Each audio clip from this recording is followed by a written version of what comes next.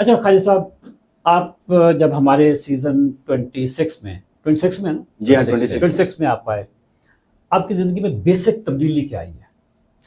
Basic तब्दीली ये आई है कि मैंने अपनी सारी रूटीन्स को मुख्तलिफ अंदाज से देखने शुरू कर दिया। ओके। हालांकि मैं वो सर्विसेज हॉस्पिटल के बिल्कुल सामने ही रहता हूँ, तो कई दफ़ा गाड़ी पे चले जाता था, कुछ कर जाता था, लेकिन मैंने उसको छोड़ दिया। अच्छा। मैंने कहा ये सामने तो जाना है, पैदल चलना, मैंने पैदल चलना शुरू कर दिया। ठीक है, अगर मेरे पास टाइम नहीं है, जहां मुझे टाइम मिलता है तो आप तो मैं कुछ कम से कम पैदल चलूं तो सही। ठीक है, ठीक। हालांकि ये मेरे दोस्त अहबाब हमेशा से, मैं वहाँ पर तकरीबन इतने अरसे से ही 11-12 साल से रह रहा हूँ, तो मुझे एक ही ताना दिया जाता है कि ये साथ ही आपके रेस कोर्स पार्क है और आप वहाँ नहीं जाते। तो वो स्केड्यूल ही ऐसा होता है, वो टाइम निकाल लेंगे, प्रायोरिटी। जी हाँ। अच्छा, तो अभी आपके खाने पीने की रूटीन क्या चेंज हुई डॉक्टर साहब? खाने पीने की रूटीन, वो कहते हैं जी सीइंग इज बिलीविंग।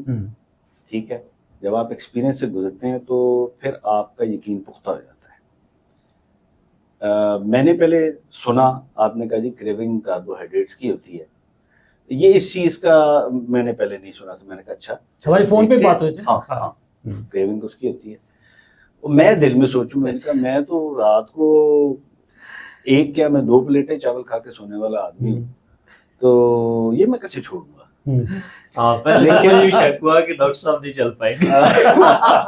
मैंने शक हो गया, डॉक्टर साहब शायद मुझको हाँ, लेकिन वो जो मैं पहले भी डिस्कस कर रहा था, when you enter a program, तो फिर कई दफा ना चाहते हुए भी आप उस डिसिप्लिन में आ जाते हैं।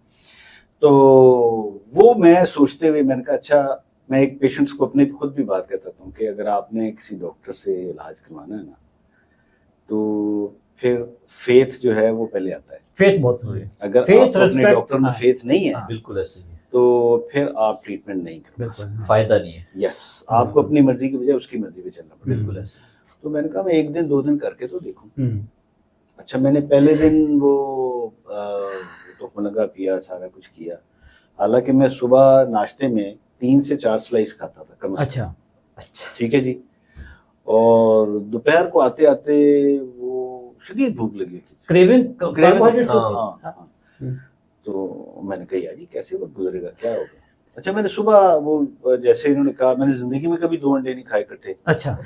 मुझे 1 महीना हो गया रोजाना सुबह 2 अंडे खा रहा हूँ। ठीक है, साथ तो थोड़ा वो मीट लेता हूँ, थोड़ा वो नट्स ले लेता हूँ, चाय पी लेता हूँ। अब भूख नहीं लगती?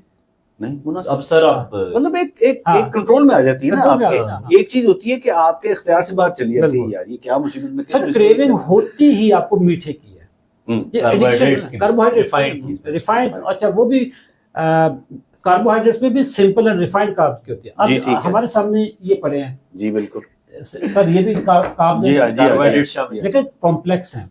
सर कभी भी आपको बादाम और काजू की क्रेविंग नहीं होगी। ठीक है, क्रेविंग आपको मीठे की हो रही होगी, चीनी की हो रही होगी, या हाई ग्लाइसेमिक फ्रूट्स की हो रही होगी। ठीक है, तो आपकी वो क्रेविंग वाला मसला हो गया हल। अल्हम्दुलिल्लाह।